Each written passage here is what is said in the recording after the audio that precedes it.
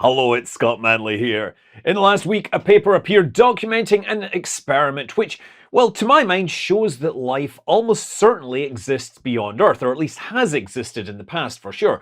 They didn't look at biosignatures in space, they didn't look at Mars rocks, they simply built a rig to slap microbes really hard, specifically a species colloquially known as Conan the Bacterium.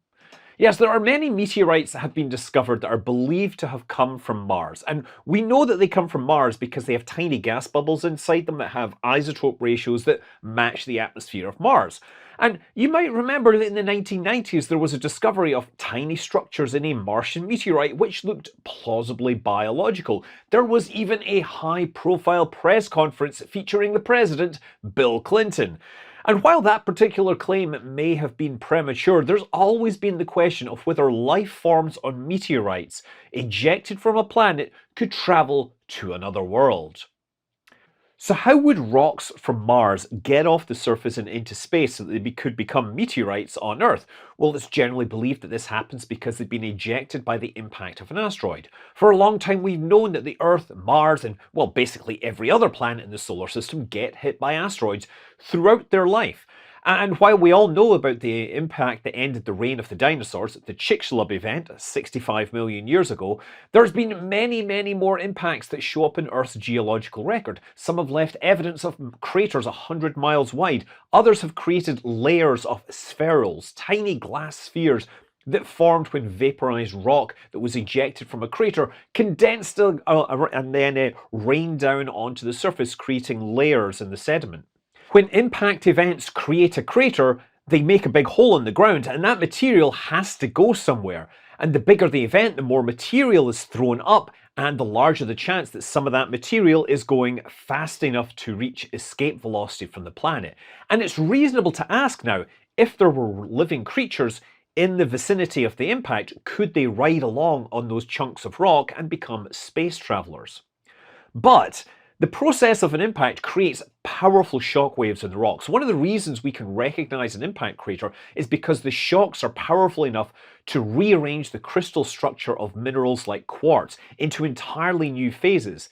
If these kind of transient pressures can transform rocks, it's very likely that those same pressures can easily smash these little microbes, well, like bugs, reorganizing biological structures at the molecular level into something that can't support life.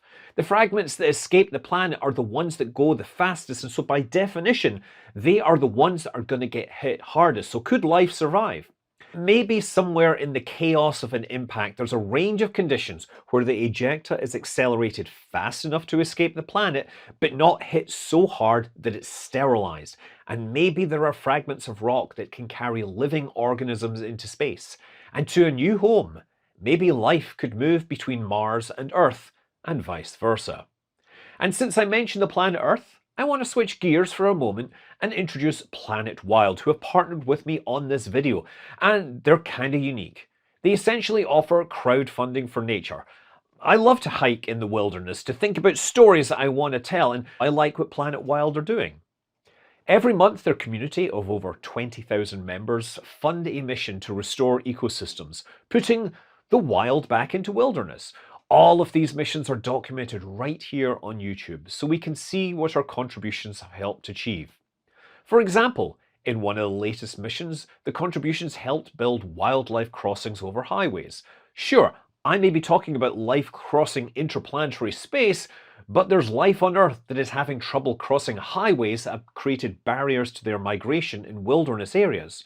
When the roads in these areas were first built, the full impact of the roads on the wildlife wasn't really appreciated. And in turn, we found out about the impact of the wildlife on vehicles, which definitely became a bit of a problem. The result of this kind of project is fewer deadly vehicle-wildlife collisions and reconnected grizzly populations.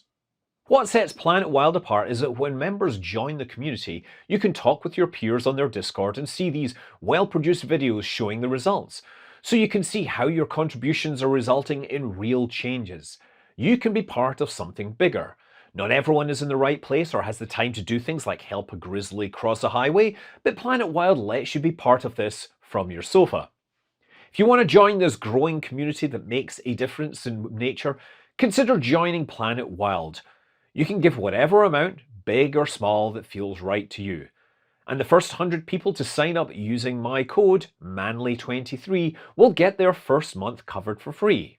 Just scan this QR code or click the link in the description. You'll immediately have an impact in nature and see the results in less than 30 days here on YouTube. And there's no catch here. You cancel anytime. If you want to see them in action, check out their wildlife crossing mission linked below. And now, from open space, we go back to outer space.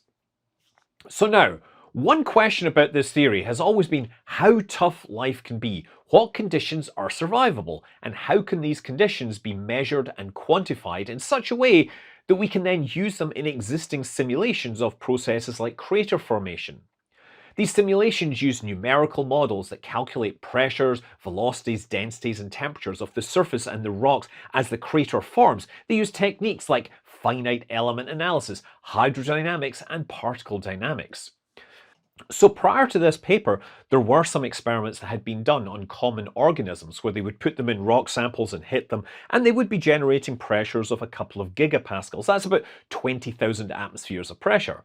And the kind of bacteria that were being tested were common varieties, things that are well known and understood, things like E. coli, which is common in the human gut, or Bacillus subtilis, which is tough. It can form this like endospore that will protect when conditions get hostile. So these older experiments found out that these common bacteria had vanishingly small chances of survival, on the order of 1 in 10,000 at the kinds of pressures expected.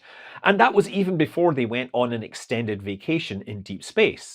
But this recent experiment focused on an extremophile organism known as Deinococcus radiodurans, a bacteria which was discovered in the 1960s during research on food irradiation. Even at radiation levels that would kill anything else, something would survive. And there's been a lot of research on how this particular bacteria is able to survive. Radiodurans gets its name because of its resistance to radiation. It has multiple copies of its DNA that are twisted up in loops rather than having the ends dangling. It has developed extremely robust DNA repair mechanisms, being able to link the molecules back together even if the radiation has broken it into hundreds of pieces. Those repair mechanisms have likely slowed its mutation rate, so much of this branch of the tree of life is apparently very, very old. This family includes extremophiles, which can survive being desiccated, frozen, baked, exposed to acid, and it can still come back to life when the conditions are right. These are the kind of organisms that might survive a few years in space and return to life when the rock falls into a new environment on another planet. This particular strain of bacteria has in fact been flown for years on the outside of the International Space Station, and when returned to Earth, it came back to life. Its radiation resistance is likely a side effect of its ability to survive desiccation. There's a story about this organism that called it Conan the Bacterium, proclaiming it to be the world's toughest organism. So for this experiment, the teams would take the samples of the bacteria and sandwich them between metal plates. Then they launched a projectile at it from a gas gun. This way they could measure the speed of the projectile and therefore derive the magnitude of the pressure pulse that would be experienced.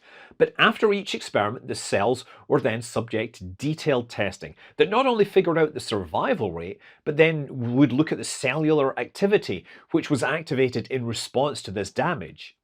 And in the end, they found this particular species had a massively improved chance of surviving at pressures of about 2 gigapascals, or 20,000 atmospheres.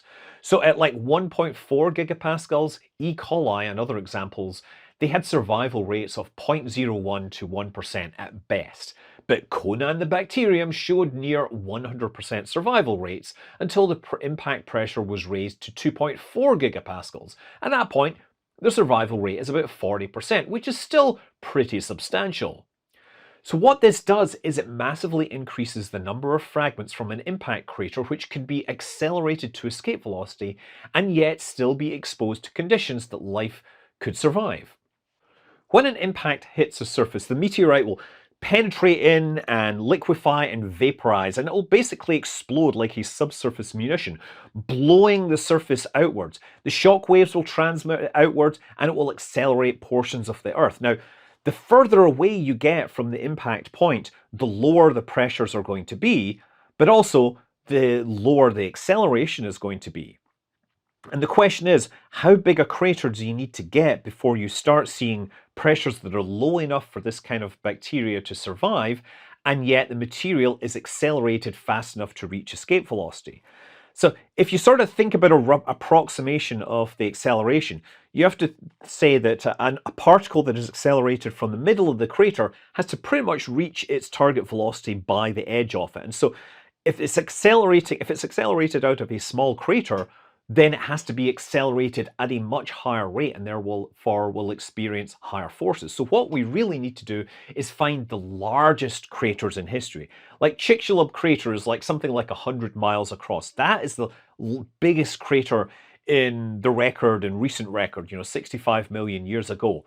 And that might be actually too small for significant amounts of life to survive. But if you go back further through history, we find craters that were formed 3 billion years ago. There's multiple of them, which, based upon the amount of debris that has been deposited in various geological strata, the craters could be as large as 600 kilometers across. These are minor planets that are hitting the surface and excavating huge chunks of the Earth. There are fragments of these old craters that still exist, but it's hard to identify specific ones and figure out just how big they are. Now, if you rewind through time, what we see in the cratering record is that soon after the formation of the Earth, there were a lot more large impactors. And as time has gone on, these impactors have sort of been removed from the solar system because they've fallen onto planets. And it's much more rare in recent times to have very large objects like the ones that killed the dinosaur. And I say recent times, 65 million years is a lot more recent than 3 billion years. But there's evidence of life on Earth dating back to before 4 billion years. So there's this window where we have these very large impact craters being formed that are probably large enough to throw material off of Earth that could escape and potentially contaminate Mars. And so maybe when we look at life on Mars, we will find out that it's actually life that came from Earth. This is, of course, a process that has a name. It's called Panspermia, as in we are sending seeds across the universe. Okay, and so here is the real mind-blowing moment. This is far more likely to have operated in the opposite direction. It's far more likely that life from Mars could reach the Earth than vice versa. So Mars is a lot smaller. Because it's smaller, it means the escape velocity is lower. Therefore, smaller impacts are needed to launch the rocks into space.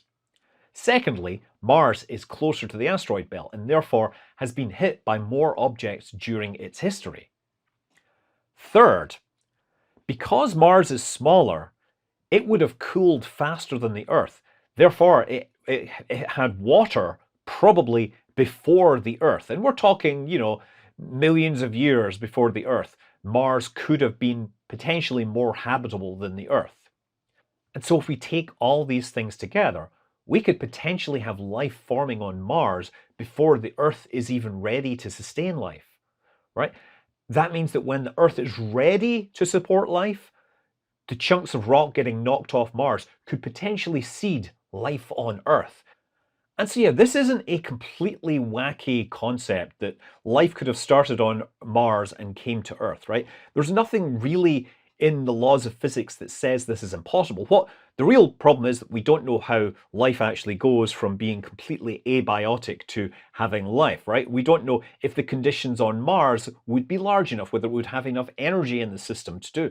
And we don't know how that would happen on Earth. Therefore, we're certainly not going to know how it would start on Mars. Saying that Earth was seeded by life from space, that does solve the problem of how life formed on Earth, but it doesn't solve the problem of how it formed elsewhere. This is like a fascinating little concept in the little corner in astrobiology that's worth investigating. On a more practical level, what this does is it says, hey, if we are bringing material back from Mars and we are worried about biological contamination, we need to understand that rocks on Mars can get kicked off and potentially could have biological material that is still viable. This means if you're, say, getting samples from the moons of Mars, those could certainly harbor material that has some biological history and perhaps could actually be the first way we find out about life on Mars and the solar system in general. I'm Scott Manley. Fly safe.